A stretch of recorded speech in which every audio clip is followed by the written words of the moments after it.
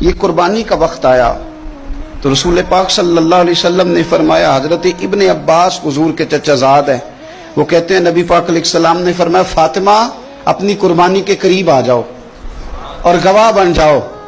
فرمایا اس کے خون کا قطرہ زمین پہ بعد میں گرتا ہے، اللہ قربانی کرنے والے کے سارے گناہ پہلے معاف فرما دیتا ہے۔ حضرت فاطمہ کی شان اقدس پر بھی ہماری مائیں قربان، ہماری بیٹیاں قربان، کیا انداز ہے سیدہ کا، فوراً پوچھتی ہیں، فوراً امت کا بھلا کرتی، کہتی ہیں یا رسول اللہ صلی اللہ علیہ وسلم یہ صرف اہل بیت کے لیے ہے یا سارے مسلمانوں کے لیے؟ کیا کمال ہے، کتنا پیار ہے حضور کی امت سے۔ حضور یہ صرف اہل بیت نبوت کے لیے ہے؟